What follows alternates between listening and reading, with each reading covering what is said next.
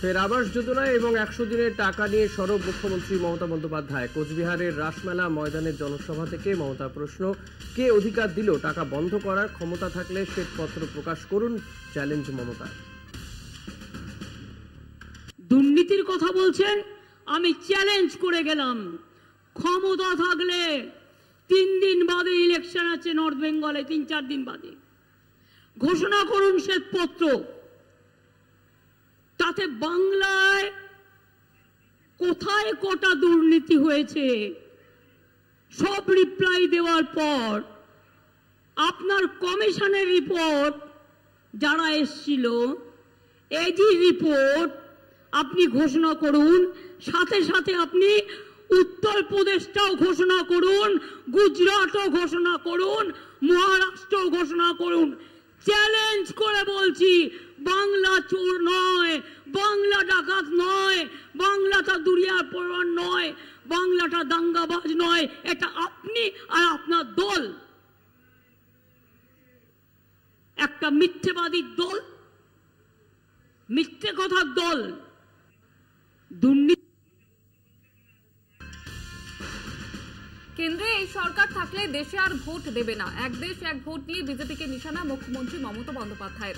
কোচবিহারের রাসমেলা ময়দানে জনসভা থেকে বিজেপিকে মিথ্যেবাদী দল আখ্যা মমতার। তার কথায় বিজেপি মাফিয়া গুন্ডাদের দল, এক না এক তন্ত্র প্রতিষ্ঠা করার চেষ্টা করছে বিজেপি। যেভাবে দেশ দিচ্ছে এরপর থেকে আর তফসিলিদের অধিকার থাকবে না। এই সরকার যদি থাকে, বলে দিয়েছে, ওয়ান নেশন ওয়ান ইলেকশন মানে দেশে আর নির্বাচন হবে না, ফেডারেল স্ট্রাকচার থাকবে না, রাজ্যগুলো থাকবে না, দেশে নির্বাচন হবে না। এটা স্বৈরাচারী একনায়কতন্ত্রে সন্ত্রাস যুক্ত স্বৈর সন্ত্রাস সরকার তৈরি হবে। One leader one nation, one leader one ভাষণ, ওয়ান লিডার ওয়ান খানা, ওয়ান লিডার ওয়ান, আর কি বলবো, ভাবনা। উনি যা বলবেন তাই হবে। আমি পরিষ্কার বলছি, মনে রাখবেন, এই নির্বাচন জিয়াইসে নির্বাচন নয়। সারা ভারতবর্ষ আজ বুঝতে পেরেছে, আপনারাও বুঝুন। দেশকে যদি স্বাধীন রাখতে হয়, देश के यदि स्वाधीन रखते हैं, अगर देश को आजादी का रक्षा करना है तो बीजेपी हटाओ।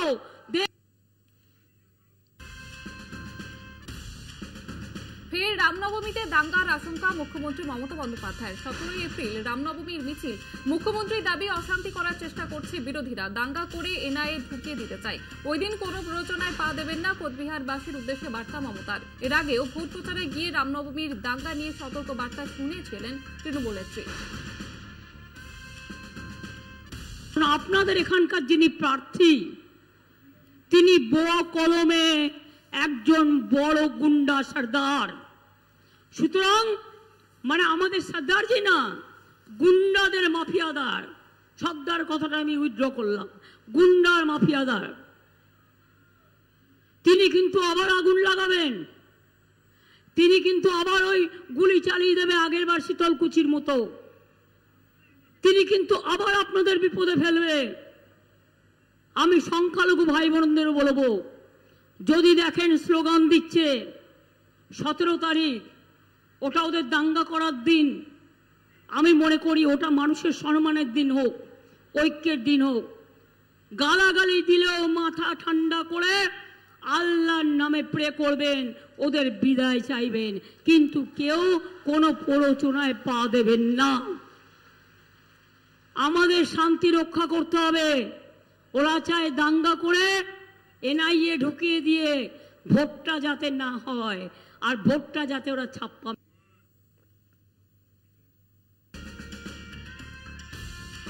উত্তরবঙ্গে ক্ষতিগ্রস্তদের বাড়ি তৈরি নিয়ে বিতর্ক তুঙ্গে। নির্বাচন কমিশনের অনুমতির পরেও ক্ষতিগ্রস্তদের আর্থিক সাহায্য দেয়নি তৃণমূল। এই অভিযোগ তুলে মমতা অভিষেককে নিশানা শুভেন্দু অধিকারী।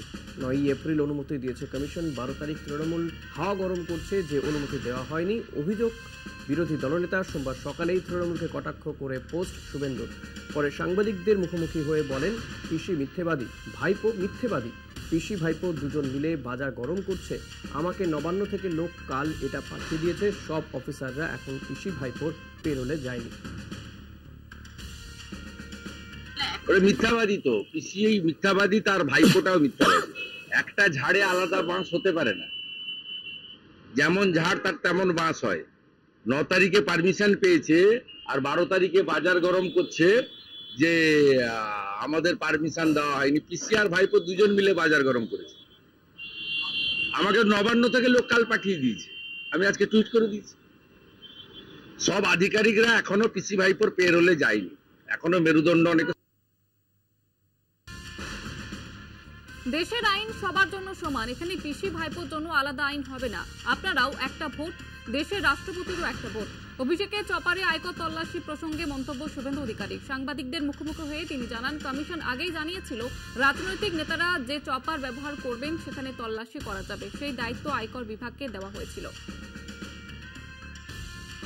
সেদিনকে ইলেকশন কমিশন ফুল বেঞ্চ ইস্যু করেছিল না দিল্লিতে, সেদিনই তারা বলেছিল যে এবারে স্পেশালি রাজনৈতিক দল এবং নেতারা যে হেলিকপ্টার এবং চার্টার ফ্লাইট ব্যবহার করবেন সেখানে তল্লাশি করা হবে এবং সেটা ইনকাম ট্যাক্স ডিপার্টমেন্টকে দায়িত্ব দেওয়া হয়েছে। এটা রিকল করুন। অতএব ন্যাচারালি দেশের আইন সবার জন্য সমান, দেশের আইন আলাদা হতে পারে না। এখানে ভাইপো পিসিকে আলাদা আইনে ট্রিটমেন্ট করা হয়, এটা দেশের আইন সবার জন্য ইকুয়াল। আপনারও একটা ভোট, ভারতবর্ষের রাষ্ট্রপতির। আবারও বেলাগাম দিলীপ ঘোষ। একের পর এক বিস্ফোরক মন্তব্যে বিতর্ক তুঙ্গে উঠলেও দিলীপ আছেন দিলীপেই। সোমবার প্রাতঃ ভ্রমণে বেরিয়ে মুখ্যমন্ত্রীকে কটাক্ষ বর্ধমান দুর্গাপুরে বিজেপি প্রার্থীর। বলেন, লোক জড়ো করতে হলে তৃণমূলকে নাচতে হয়। বর্ধমান দুর্গাপুরে তৃণমূল প্রার্থীও নাচেন, কিন্তু বিজেপি যেখানেই যায় সেখানে এমনি লোক জড়ো হয়ে যায়। এদিন বর্ধমানের সদরঘাটে প্রাতঃ ভ্রমণ শেষে প্রতিপক্ষ কীর্তি আজাদকেও নিশানা করেন দিলীপ। বলেন, যত দিন যাচ্ছে তত ফিকে হয়ে যাচ্ছেন কীর্তি আজাদ। এখন দেখুন, ওদের লোকজনকে ডাকতে গেলে নাচানাচি করতে হচ্ছে। মুখ্যমন্ত্রীও নাচেন, এখানকার ক্যান্ডিডেটও নাচানাচি করে লোক জমা করার, ম্যাজিক করার, আর যেমন করে না রাস্তার ধারে নাচ গান নাটক করে ম্যাজিক করে লোক জমা করে, ওদের তাই করতে হচ্ছে। আর আমাদের দেখলেই লোক রাস্তায় চলে আসে, এই পার্থক্য। আমি তো প্রচারই করিনি কোথাও, আমি তো লোকের সঙ্গে দেখা করছি। এখানে কি প্রচার করছি নাকি? ক্রিকেট খেলতে এসেছি, তাতে লোক এসে যাচ্ছে। ওরা টাকা পয়সা দিয়ে রোড শো করছে, ঘোড়া ভাড়া করছে, আমাদের তাও করতে হয়নি। কিন্তু রোড শো তো আপনাদের হবে, যখন হবে তখন দেখতে পাবেন। ওরা করেনি কাকে, যখন ক্লান্ত হয়ে যাবে তখন আমরা রাস্তায় নামবো। যত দিন যাচ্ছে কীর্তি আজাদ তো ফিকে হয়ে যাচ্ছে, দেখা যাচ্ছে। রং কবে ছিল? চিরদিনই ফিকে। যে রিটায়ার্ড আর টায়ার্ড তার কাছ থেকে কি আশা করবেন? তো উনিও বুঝতে পারছেন যে এখানকার জনতা ওনাকে নিচ্ছে না, পার্টির লোকেরাই সঙ্গে বেরোচ্ছে না। ওরা ওদের ব্যাপারটা দেখে নেবে। আমরা আছি মানুষের সঙ্গে, মানুষ মোদির সঙ্গে আছে, সেটাই দিনকে দিন পরিষ্কার হয়ে যাচ্ছে। উনি আগে বর্ধমানটা জিতুন, তারপর মুখ্যমন্ত্রী প্রধানমন্ত্রী হবেন। 4 তারিখ অবধি লাফালাফি করুন, যতক্ষণ না ভোট গণনা হচ্ছে ততক্ষণ কীর্তি আজাদ জিতবেন। ভোট গণনা শেষ হলে বিজেপি জিতবে। প্রাতঃভ্রমণে বেরিয়ে ফের হুঁশিয়ারি দিলীপ ঘোষের। রাজ্যে পঞ্চায়েত ভোটে পুলিশ এবং গুন্ডা দিয়ে ভোট লুট করা হয়েছে। সামনে পঞ্চায়েতে ওদের বাড়ি থেকে বেরোতে দেব না। লোকসভা ভোটেও বুথের বাইরে গন্ডগোল হয়েছিল, এবার সেটাতেও হতে দেব না, করা হুঁশিয়ারি দিলীপের। তিনি আরো বলেন, দিলীপ ঘোষ যেখানে যান সেখানে মূল সমেত উপড়ে ফেলেন। দুর্নীতিগ্রস্তদের যেভাবে উপড়ে ফেলার হুঁশিয়ারি দিলেন বর্ধমান দুর্গাপুরের বিজেপি প্রার্থী।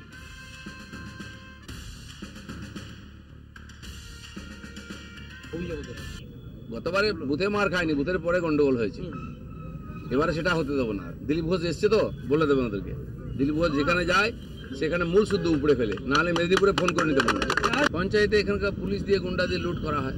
নেক্সট পঞ্চায়েতে দেখবেন বাড়ি থেকে বেরোতে দেবো না গুন্ডাদের। তখন কি একই সিস্টেম চলবে? কি সিস্টেম সেটা আগের থেকে বলবো না, বুঝতে পারবেন। আসছে, আমরা সেন্ট্রাল পুলিশের জোরে ভোট করি না, সেন্ট্রাল পুলিশ তার কাজ করবে। সাধারণ মানুষ যাতে বেরিয়ে এসে ভোট দেয় সেই জন্য সেন্ট্রাল ফোর্স রাখা হয়। সাধারণ মানুষের জন্য। বিজেপির কর্মীরাই ভোট করবে বিধানসভা লোকসভায়, আমরা দেখিয়েছি। ভুটান সীমান্তবর্তী জয়গার বড় মেচিয়া বস্তিতে প্রতিরক্ষা মন্ত্রী রাজনাথ সিং এর জনসভা থেকে মুখ্যমন্ত্রী মমতা বন্দ্যোপাধ্যায়ের বিরুদ্ধে তোপ দাগলেন তিনি। কিছু গন্ডগোল দেখলেই বলবেন নরেন্দ্র মোদী করেছে। সন্দেশখালী রেশন দুর্নীতি ও সিএএ নিয়েও সরব হন রাজনাথ। সন্দেশখালীর মহিলারা ন্যায় পাবেন বলেও এদিনের সভায় জানান তিনি। রাজনাথ সিং বলেন, বিজেপি যা বলে তাই করে, ইউনিফর্ম সিভিল কোড আসবেই।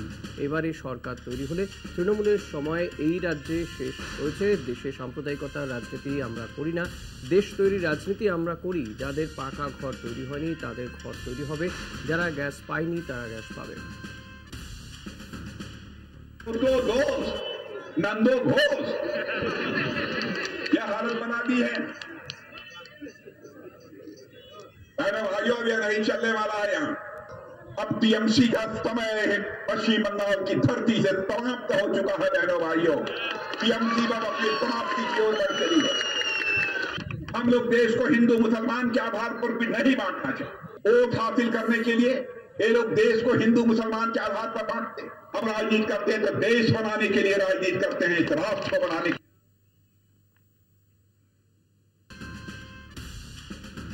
বিজেপি সিপিএম ভোট চাইতে এলে চেলা কাঠ নিয়ে রেডি থাকবে যুব সমাজ, হাঁটা নিয়ে তৈরি থাকবেন মা বোনেরা। প্রকাশ্যে হুমকি তৃণমূল নেতার। বসিরহাট লোকসভা তৃণমূল প্রার্থী হাজী নুরুল ইসলামের সমর্থনে পথসভা আয়োজিত হয়। সেখানে বিস্ফোরক মন্তব্য বিবিপুর বেগমপুর তৃণমূলের অঞ্চল সভাপতি মিজানুর ইসলাম মোল্লার। তৃণমূল নেতার মন্তব্যে বিতর্কের ঝড়।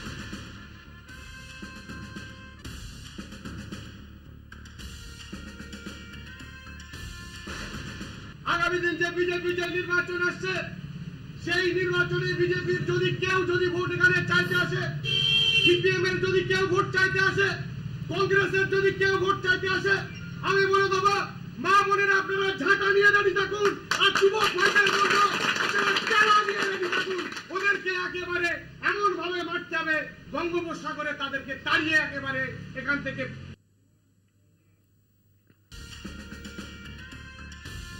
শিলিগুড়িতে প্রচারে কেন্দ্রীয় মন্ত্রী অনুরাগ ঠাকুর। বাগডোগরা বিমানবন্দরে নেমেই সাংবাদিকদের মুখোমুখি হয়ে তৃণমূলকে তোপ অনুরাগের।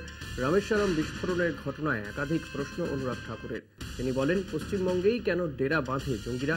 বেঙ্গালুরুতে নাশকতা হলেও এ রাজ্যে আশ্রয় পায় কেন? মমতা সরকারের আমলে কেন জঙ্গিরা আশ্রয় পায়? একই সঙ্গে সন্দেশখালী ও দুর্নীতি প্রসঙ্গেও অনুরাগের নিশানায় তৃণমূল কংগ্রেস। নারী নির্যাতনের অভিযুক্ত তৃণমূল নেতারা দুর্নীতিগ্রস্তদেরও আড়াল করে রাজ্য সরকার। उदाहरण मिलते हैं कि कैसे ममता बनर्जी जी की सरकार में पश्चिम बंगाल उन लोगों के जो उपद्रवी हैं, आतंकवादी घटनाओं में शामिल हैं, ऐसे लोगों को शरण क्यों मिलती है। हर तरह के वो लोग जो राष्ट्र विरोधी ताकतें हैं, जो महिलाओं के प्रति अत्याचार भी करते हैं, जो भ्रष्टाचार भी करते हैं, इन सबको संरक्षण कहीं पर मिलता है तो ममता बनर्जी जी की नाक तले पश्चिम बंगाल में मिलता है। ये संरक्षण पश्चिम बंगाल में क्यों मिलता है? भ्रष्टाचार के नए रिकॉर्ड पश्चिम बंगाल में बने, इनके मंत्रियों के घर पे करोड़ों रुपए पकड़े गए, महिला अपराध में तृणमूल के नेताओं का नाम आया, उनको संरक्षण देने में इनकी सरकार का नाम आया। आतंकवादी चाहे पश्चिम बंगाल में घटना करें या बेंगलुरु में करें, लेकिन संरक्षण पनाह उनको कहीं मिलती है, तो पश्चिम बंगाल में ऐसा क्यों?